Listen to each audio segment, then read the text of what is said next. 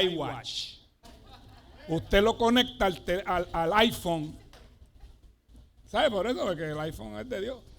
Y entonces usted está conectado directamente ahí, pues cuando usted viene al Señor, usted se conecta al Espíritu y el tiempo corre y usted no se preocupa. Porque hoy es el día del Señor, hoy es el día que nosotros le dedicamos a Él. Y que corrió bien rápido esta semana, muchachos. Nosotros antes de ayer era el domingo de resurrección y ya estamos aquí otra vez. Gloria al que vive. No hicimos mención que nuestros jóvenes estuvieron el viernes pasado, este viernes aquí reunidos. Había 40 y pico de jóvenes aquí que se sentaron todos ahí. Estaban con Alexander Capó Carrillo, que les trajo una palabra poderosa, y después las hermanas Coraje, que están por ahí, que esos papás y mamás que siempre están, ¿verdad?, ayudando al ministerio, hicieron unas hamburgadas con papas fritas, todo se fue, ¿verdad? Todo se fue todo se vendió. Gloria a Dios. Y la idea no es venderlo, sino que el compartir que se formó allá afuera de los jóvenes, ¿verdad?, fue bien bonito. Entonces, vamos a lo que vinimos. Digo, todo lo que ha pasado es a lo que vinimos. Vamos a seguir con lo que vinimos. Y este tema de hoy se titula Quema las naves. Este tema está basado, hay dos, ¿verdad? Dos teorías, vamos a llamarlo, o dos historias de donde supuestamente sale esta frase. Una se la dan a Alejandro Magno en el 400 por allá antes de Cristo, uno de los, ¿verdad?, de los conquistadores más bravos, más violentos que... Vamos a darle share a la transmisión si le es posible, si la encuentra por ahí, si se la envían, porque a mí a veces ni me la envían. Donde cuando fue la invasión a Fenicia, él se paró con su gente y le dijo: vamos a quemar las naves, porque de la única manera que salimos de aquí es en las naves de ellos. No hay manera, o sea, no hay vuelta atrás, es lo que te quiere decir. O sea, o quemamos las naves, o ganamos, o nos quedamos aquí. Y la otra se la atribuyen a Hernán Cortés en la invasión a México, donde, déjame darle share yo para yo obedecer también. En la invasión a México, donde realmente Alejandro Magno se le atribuye: vamos a hundir las naves. A Hernán Cortés entonces dice: quememos las naves. ¿Okay? De ahí sale el dicho. Y pues personas como yo, que estuvimos muchos años en el área de mercadeo y venta, pues hay veces que tenemos que usar ese eslogan. Tenemos que darle para adelante, porque si no estamos fritos, ¿verdad? Y entonces de este tema me salieron dos enseñanzas prácticamente, que es la de servirle al Señor y la de nuestra vida anterior y cómo debe ser la vida de nosotros ahora, porque son dos cosas diferentes, ¿verdad?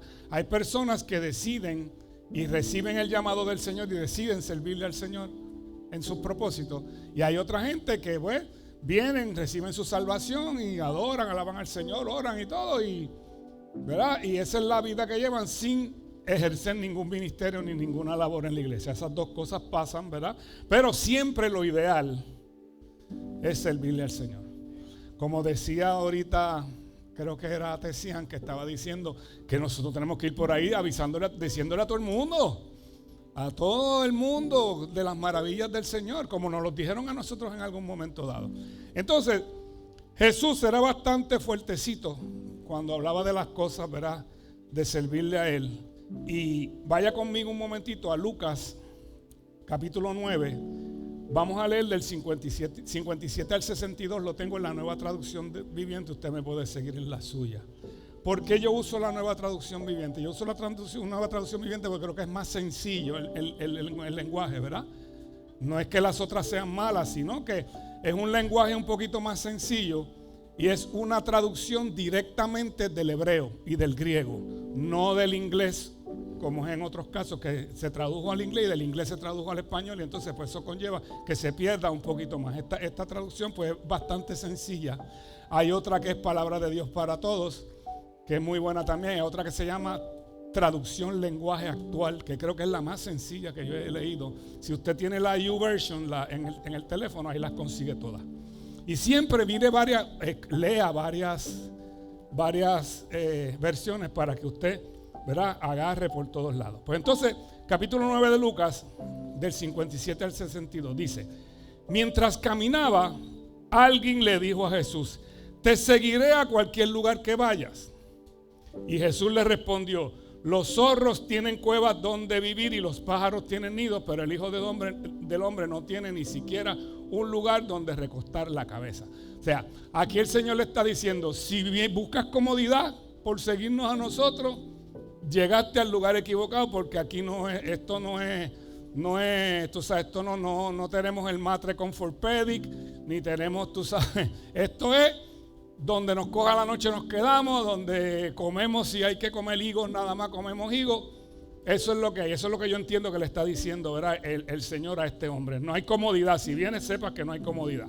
Entonces dijo a otro: ven, sígueme. Y el hombre aceptó, pero le dijo: Señor, deja que primero regrese a casa y entierre a mi padre. Ok, no malentienda este versículo, que usted piense que fue que se murió el papá del hombre y lo querían enterrar. En la cultura del tiempo, enterrar a mi padre era decir: deja esperar que se muera. ¿Qué pasó? Si le pasa igual que a mi papá, nunca seguiría a Cristo. Porque mi esposa y yo, cuando sabe que la edad promedio está entre 72, 73, 75 hasta 80 por ahí, desde que mi papá empezó como con 75 años, Marisol y yo decíamos: vamos a llevarnos a papi a ver las navidades, la despedida de año, porque no sabemos si esta es la última Navidad, y papi duró 100 años. ¿Entiendes? O sea, tuvimos 25, 30 años esperando, y sin embargo, pues el Señor tenía otros planes con mi papá, ¿verdad? Entonces, Jesús le dijo: deja que los muertos espirituales, dice esta versión, entierren a sus propios muertos. Tu deber es ir y predicar acerca del reino de Dios. ¿Ok?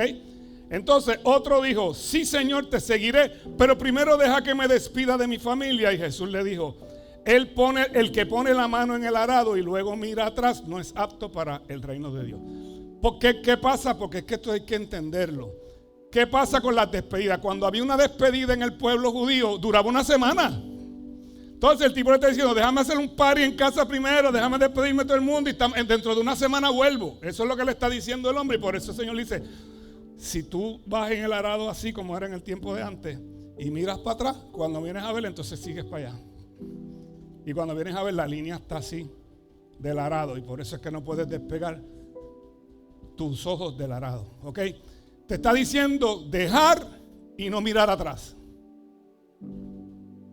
Dejar y no mirar atrás, con un solo objetivo al frente, mirando el propósito de Dios. Eso es una decisión que toma cada cual, ¿verdad? Esto no es nada, Dios no obliga a nada. Esto el Señor lo pone. El Señor te hace un llamado. Si tú lo aceptas, bien; si no lo aceptas, el Señor te sigue amando. Que te estás perdiendo una serie de cosas en el propósito de Dios, sí te las vas a perder. Porque yo sé que hay mucha gente que no recibe sanidad, que no recibe prosperidad, por causa de no seguir el propósito de Dios, y muchas veces por falta de perdón también. Ambas cosas pasan, ¿ok? Porque a veces el Señor nos llama a ser radical como es Él. El Señor es radical. El Señor es radical. Y Él no quiere excusas. O me sigue o no me sigue, ¿sabes? Pero no me vengas de lo que pasa es que yo lo puedo, Señor, porque tú sabes que yo tengo esto. Ok, perfecto. El detalle es que en la vida, si tú no escoges por ti, alguien va a escoger por ti. Eso ocurre mucho en los estudios. Si usted no estaba definido cuando llegó a cuarto año, en cuarto año tu papá te dice: vas esto te voy a poner a coger un curso aquí en National College, vete para allá, porque no escogiste. Porque tu papá está loco que te vayas de la casa ya, que dejes de chupar en la casa ya. Entonces, se trata de decisiones. Salir de donde estás. Y mientras yo escribía ayer, el viernes fue esto, me acordé de un cuento que yo le hacía cuando yo supervisaba vendedores. Yo siempre le hacía este cuento a ellos. Lo voy a compartir con ustedes. Era como el pequeño saltamontes. ¿Usted se acuerda? Maestro, dime, pequeño saltamontes. ¿Usted se acuerda de ese? Usted se acuerda de Kung Fu, ¿verdad? Que él decía: mi pequeño saltamontes. Pues el pequeño saltamontes el maestro quería enseñarle una lección. Entonces lo lleva a un área que hay un par de casas, ¿verdad? Había un par de familias ahí.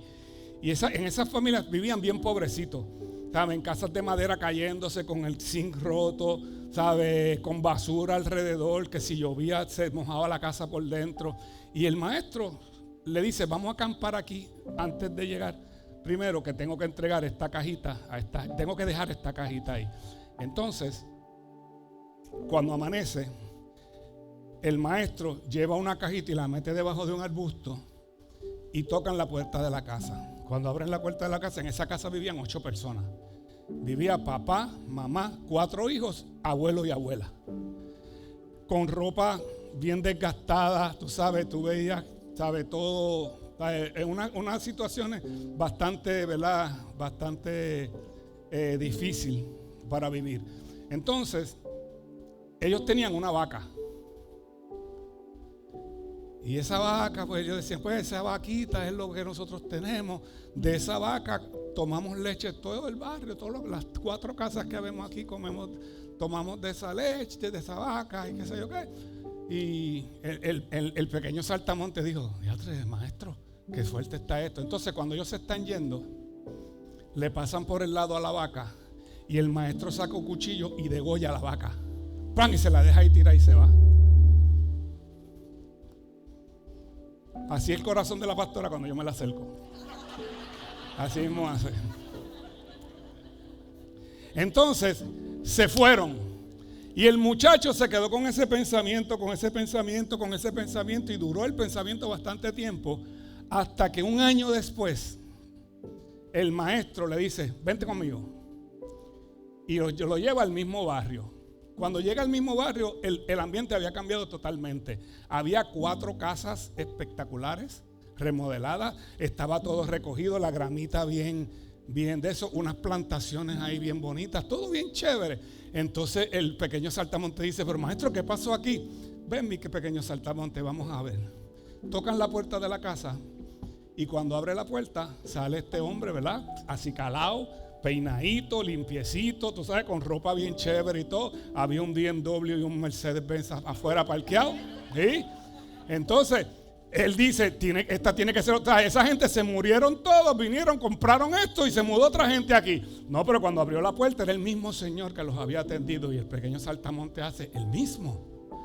Mire, pero nosotros pasamos por aquí el año pasado y todo estaba diferente. Chicos, sí. Es que nosotros teníamos la vaquita aquella, ¿verdad? Y alguien nos mató la boca, nos asesinó la vaquita, nos las degollaron y las dejaron tiradas allí. Y eso fue bien crítico para nosotros. Todos nos deprimimos, todos nos pusimos, ¿sabe?, bien tristes. Pero entonces encontramos una cajita debajo de un arbusto que tenía un montón de semillas. Y esas semillas las sembramos para comer, pero entonces se dio en tanta abundancia que empezamos a vender también. Y ahora las 4 familias tenemos una industria, cada uno de ellos, con nuestras semillas y animales que hemos comprado y demás. Y nos va súper bien. ¿Cuál es el mensaje? Mata la vaca. Hay una vaca que te tiene atascado en una situación, muchas veces el pasado.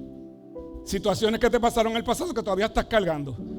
Porque el pueblo de Egipto salió el pueblo de Israel salió de Egipto, pero Egipto no salió de ellos. Y ese fue el gran problema del pueblo de Israel.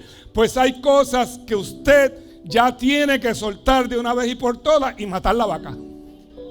Y matar la vaca.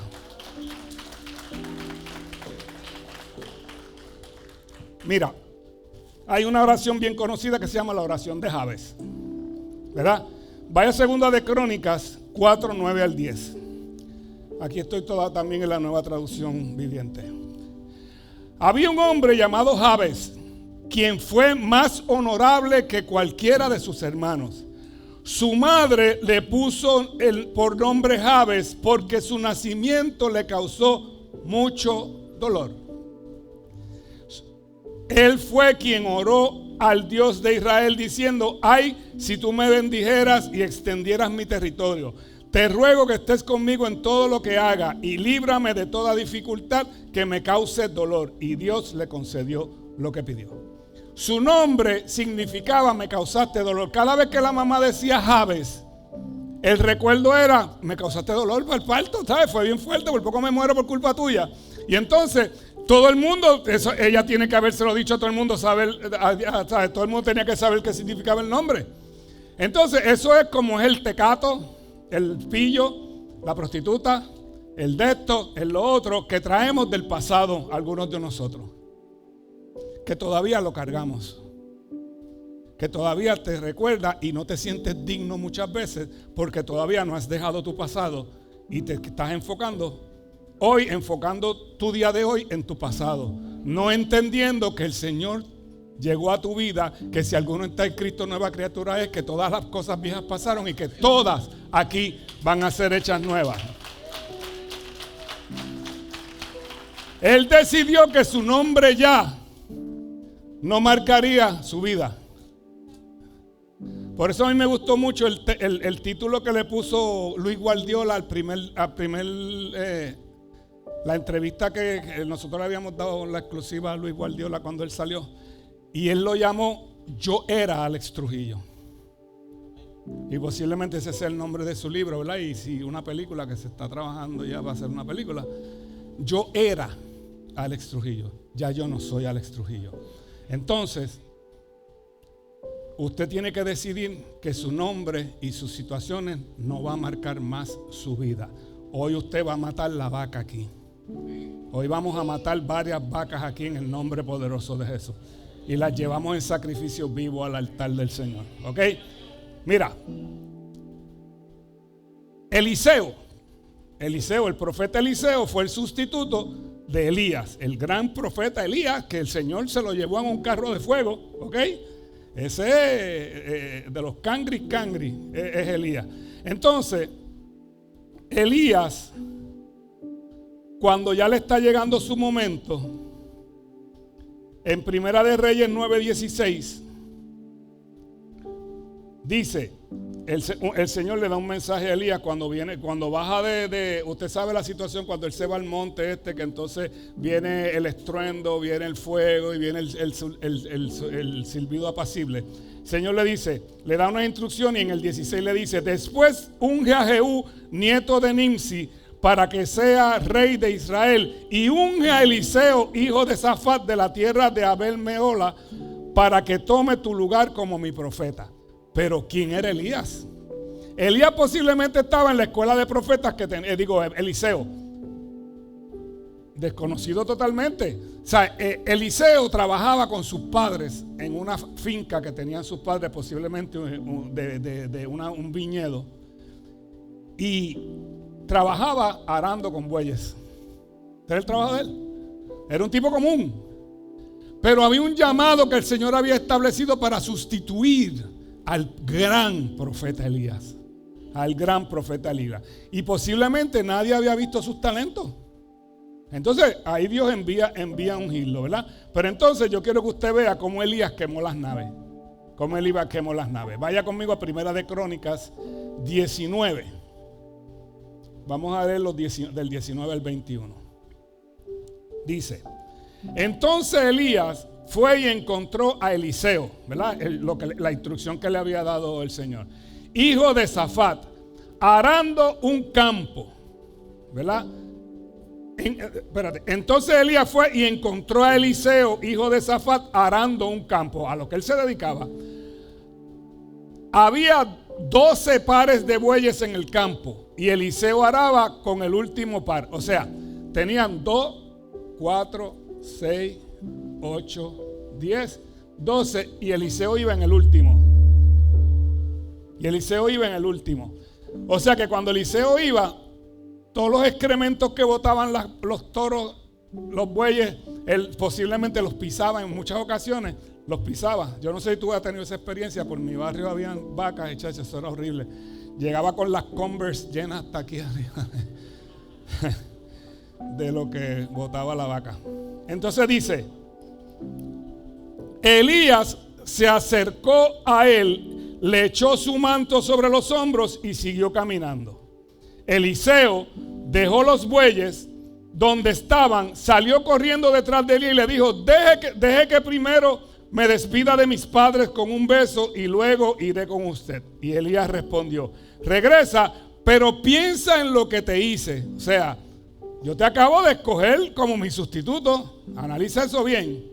Entonces, el 21, entonces Eliseo regresó a donde estaban sus bueyes y los mató.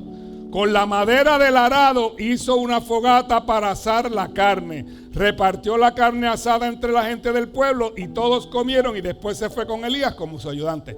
Quemó las naves. ¿Sabe? Lo que yo hacía, el arado, esto se fue. Lo piqué, lo hice fuego, y con los mismos 2 bueyes los asé y hice un barbecue. Pincho de bueyes. ¿No has comido eso nunca? Solo ha comido de tiburón, de bueyes no. Pero si usted se fija aquí, él dijo: no hay vuelta atrás.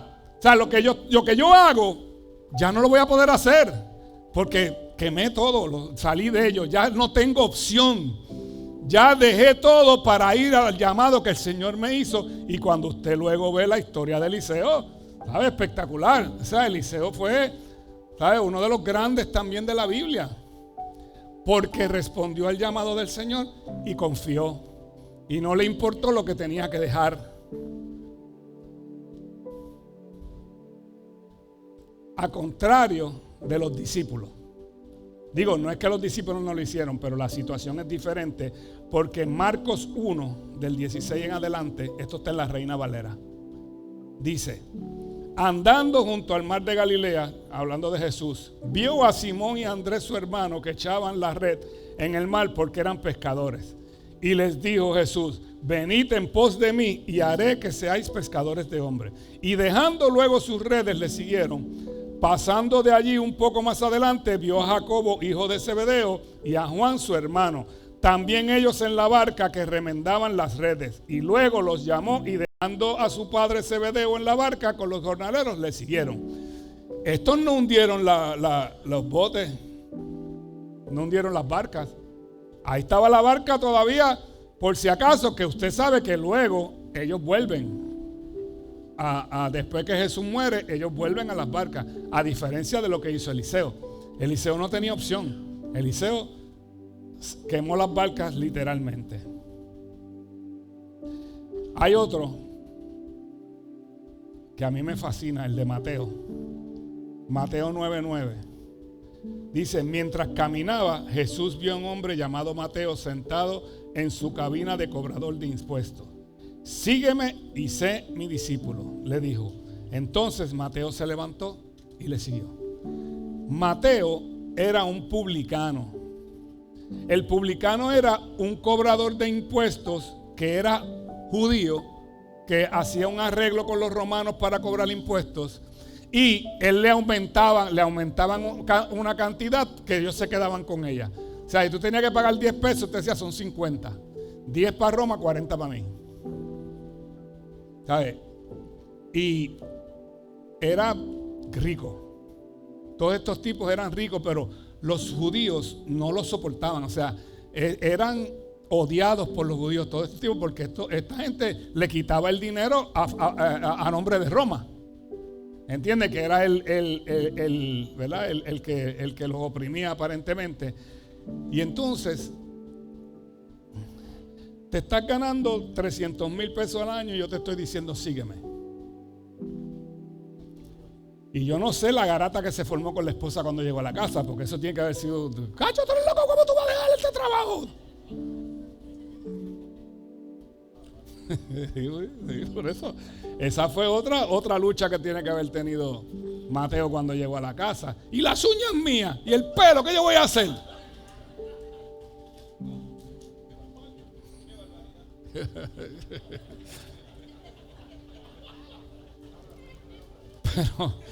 Pero imagínate, tienes que pensar en eso también. Entonces, en el versículo 10 dice: más tarde Mateo invitó a Jesús y a sus discípulos a una cena en su casa, junto con muchos cobradores de impuestos y otros pecadores de mala fama.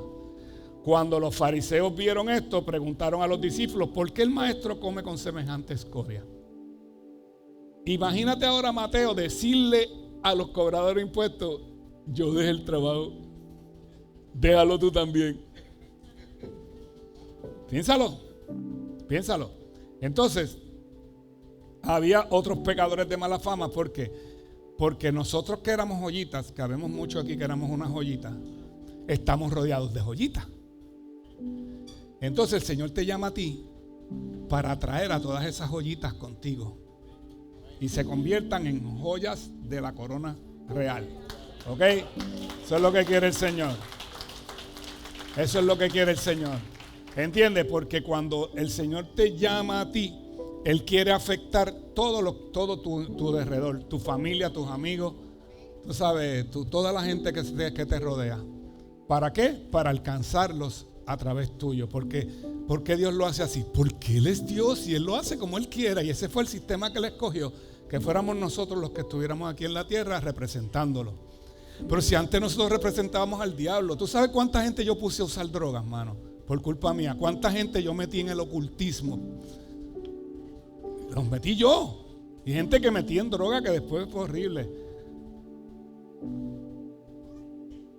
Yo era un emisario de Satanás totalmente en la tierra. Entonces pues Dios me tenía que cambiar para hacerlo diferente, para entonces trabajar para Él.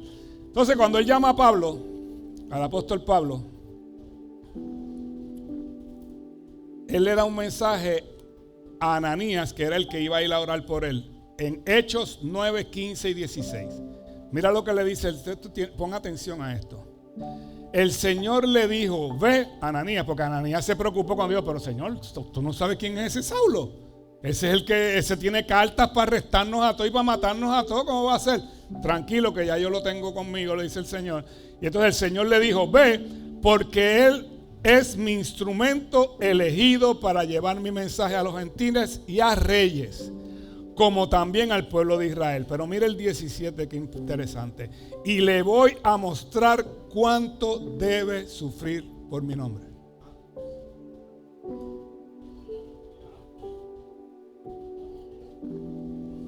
Y se pasa, ¿sabes? Se pasa, pero ¿a qué estamos dispuestos? Por causa de Él.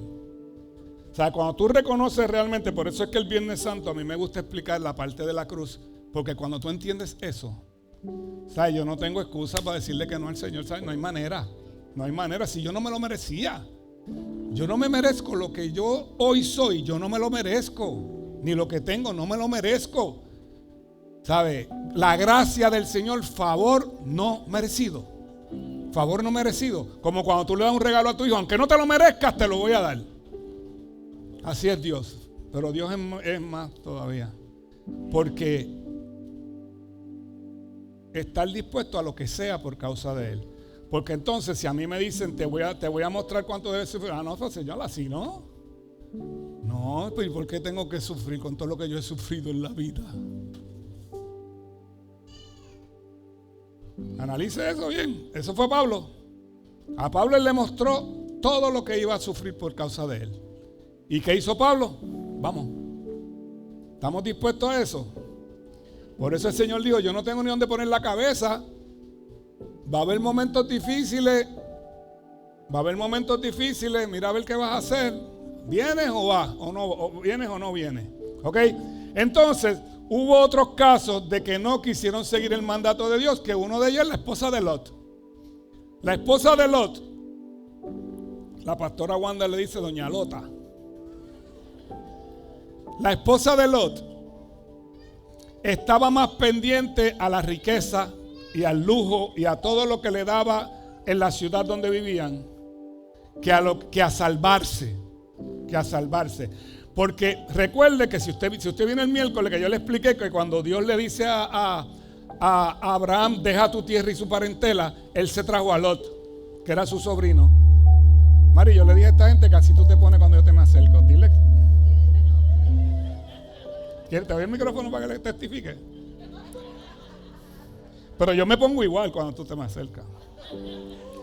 Mira, el Señor le dice a Abraham: deja tu tierra y tu parentela y ve al lugar que yo te voy a decir. Él se trajo a Lot, que era hijo de su hermano que había muerto, que posiblemente a lo mejor él lo había adoptado, y él se trajo un montón de gente. Pero llegó un momento dado que el Señor le tiene que decir, sepárate de Lot. Sepárate de Lot. Y entonces él le da, dividen la tierra para que él se vaya para una y Abraham se queda en la otra. Pero entonces Lot decide irse a Sodoma. ¿Qué había en Sodoma? Papi, ¿qué es esto? ¿Qué había en Sodoma? Perdición, pecado, locura total era lo que pasaba en Sodoma. Y ahí estaban viviendo ellos. Pero parece que lo que recibían era mucho mejor que lo que había de pecado. Que el Señor decide destruir a Sodoma y a Gomorra. Decide, lo voy a quemar, voy a acabar con ellos. ¿Pero por quién fue? ¿Por causa de Lot o por causa de Abraham? Por el amor a Abraham.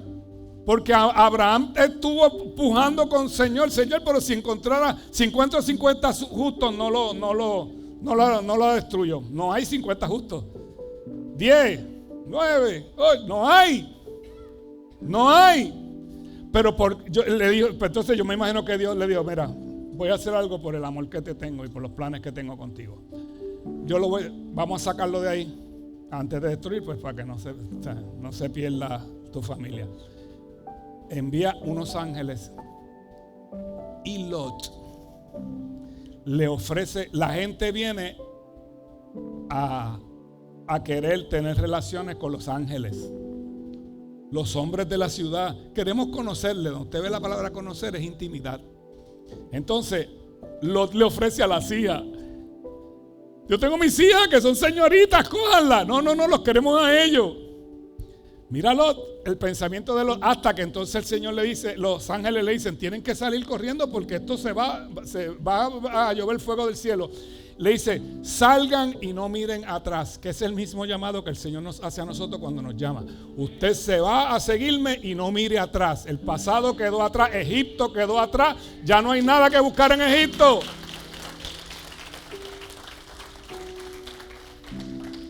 Doña Lota salieron todos corriendo y Doña Lota dijo, chicos, pero y los trajes se me quedaron allí, los zapatos.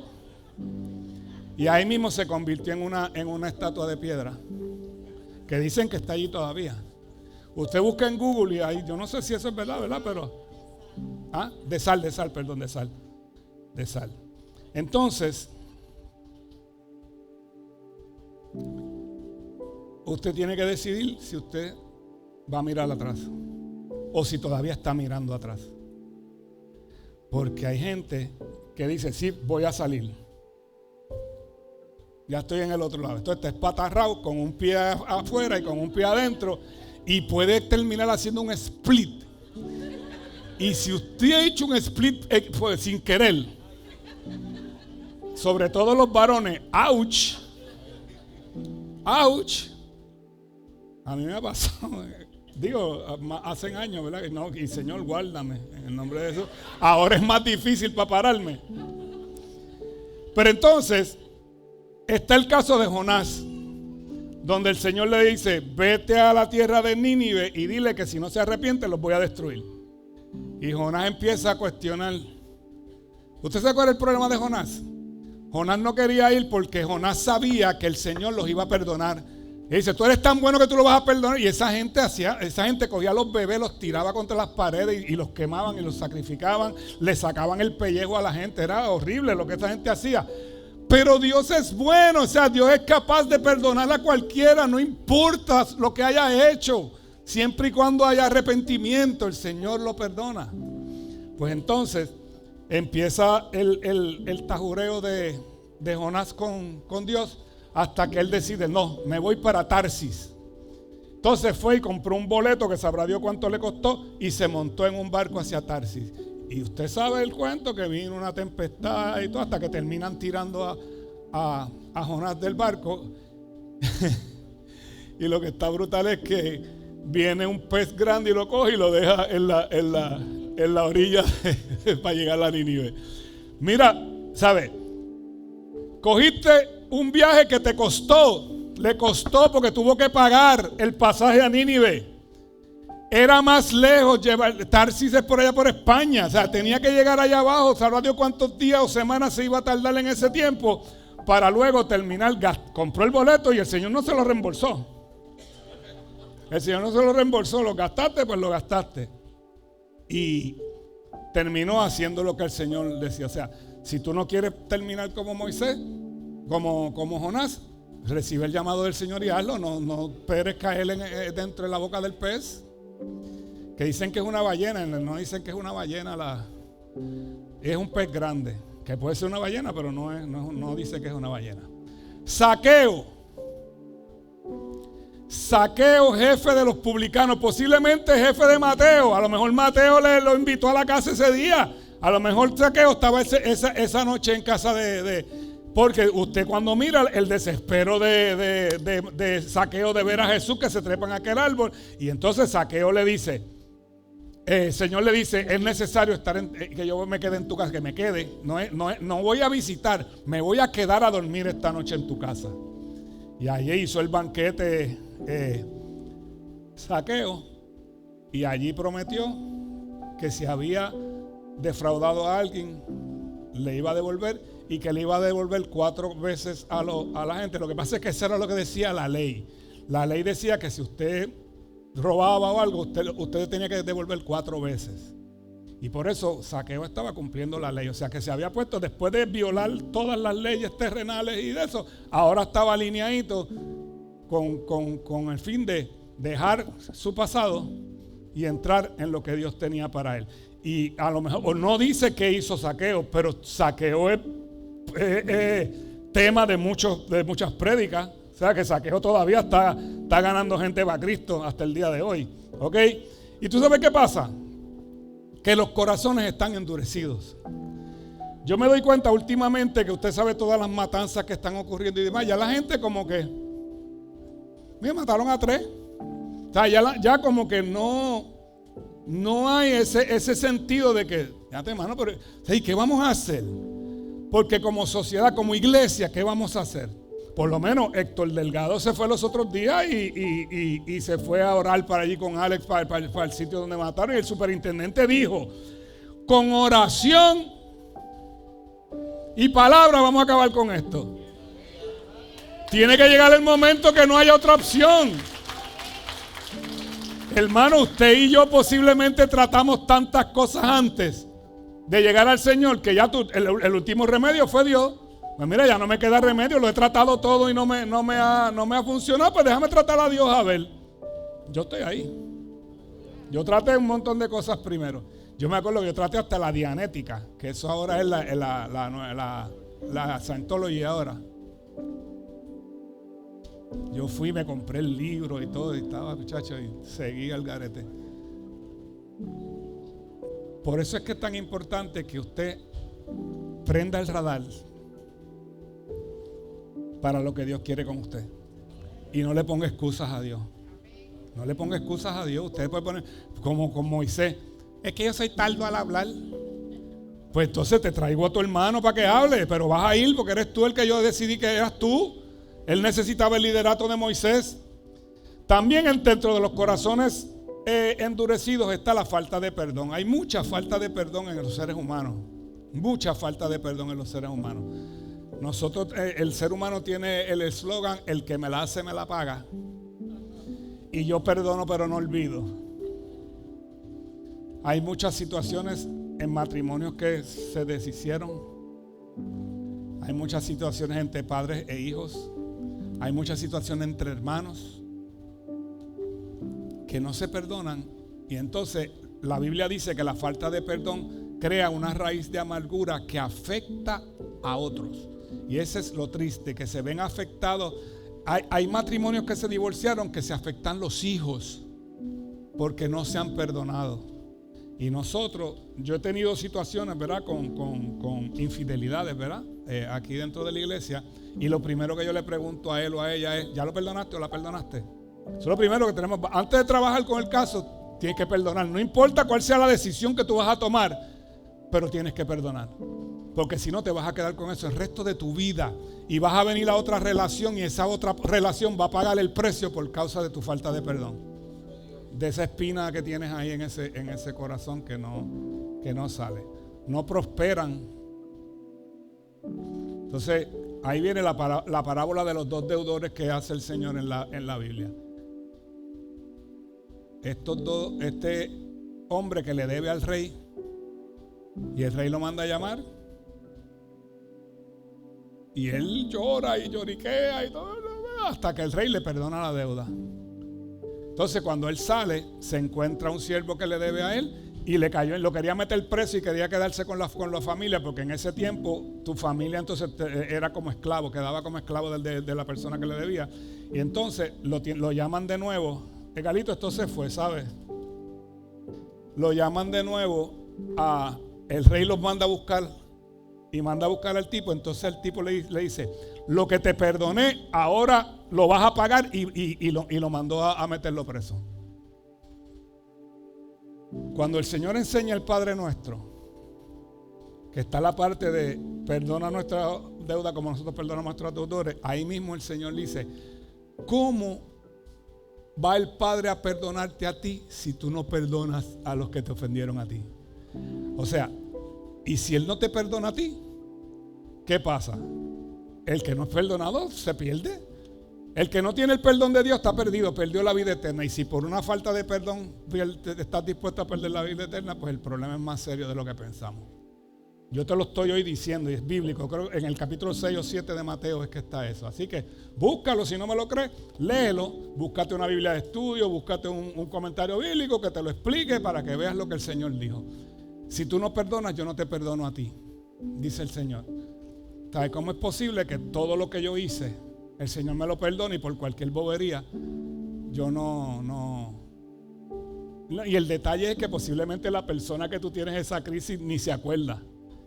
Yo tuve un evento, mira, cuando el Carlito jugaba baloncesto, que estaba jugando en la Liga Sub-21, llegó, el Carlito jugaba con el dirigente David Rosario, que era hasta el dirigente nacional de Panamá, y dirigía en superior aquí. El Carlito jugaba mucho con él. Vino este tipo que no sabía nada de baloncesto, no sabía nada, porque David se tuvo que ir y le dio con el Carlito y no lo quería poner a jugar. Hasta que entonces yo me voy o sea, le decimos a Carlito, digo yo me voy porque yo me creía que yo era el manager de Carlito. Yo creía que yo era Boras, es el apellido de él. George Boras. Entonces, tiempo atrás, en un torneo de escuela, estamos en esta escuela y yo veo uno de los árbitros, como yo lo reconozco, como que había estudiado conmigo en la elemental, y yo en el medio tiempo me pongo a hablar con él. Entonces el dirigente de este equipo viene a gritarnos como si yo estuviera tratando de manipular al árbitro, y le digo: mira, chicos, si yo lo que estoy es... Desde ese día, ese dirigente y yo nos conocíamos y teníamos, ¿sabes? Nos saludábamos y todo. Desde ese día no nos volvimos a hablar más, él y yo. Entonces cuando el Carlito sale del equipo, era el equipo de Toalta, acá en Sub-21, yo voy donde el dirigente de la escuela del que dirigía Vega Alta, y le digo, él me dice: yo no tengo espacio, pero fulano en tal equipo está buscando esa posición que juega tu hijo. Y yo dije: jamás mi hijo va a tirar una bola con ese hombre. Terminó en otro equipo, nos eliminamos. Entonces nosotros siempre íbamos a terminar de ver los finales, y el equipo de ese dirigente estaba en el Final Four, en los últimos 4. Entonces yo miraba a Carlito ahí eliminado y ellos jugando ahí todavía. Chachi, yo no pude más, y al otro día yo llamé al dirigente y le dije: mírate, y le dije todo esto. Y él me dice: pues si yo lo mandé a buscar, me dijo él. Y cuando yo le dije: chico, es que a mí me pasó esto, y yo: pues yo ni me acordaba de eso, brother. Mira, entonces creas una raíz de amargura que afectas a otros. Y ese es el gran problema que uno no se da cuenta. ¿Cómo afectamos a otros cuando una raíz de amargura está en el corazón de uno? Usted tiene que perdonar. Aunque la persona se murió, perdónelo, sáqueselo. Ya se murió, mano. Sí, porque hay padres y yo te digo, yo me doy con casos que todavía tienen cosas con los papás que se murieron. Y yo: pues tienes que perdonarlo aunque se murió. Olvídate de eso. ¿Entiendes? ¿Por qué? Porque la falta de perdón endurece el corazón, y cuando tienes el corazón endurecido es bien difícil que nosotros podamos, ¿verdad?, recibir bien lo que el Señor quiere. Entonces nos toca prenderle fuego al pasado. Suman los adoradores, por favor. Haga un barbecue con su pasado.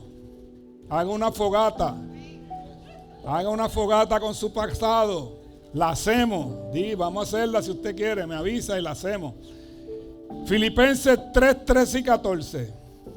Dice, no, Pablo hablando, no, amados hermanos, no lo he logrado, pero me concentro únicamente en esto. Olvido el pasado y fijo la mirada hacia lo que tengo por delante, y así avanzo hasta llegar al final de la carrera para recibir el premio celestial al cual Dios nos llama por medio de Cristo Jesús.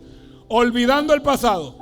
¿Qué pasado tenía que olvidar Pablo? Pablo perseguía a los cristianos, Pablo mató cristianos, Pablo mató supervisó la muerte de Esteban.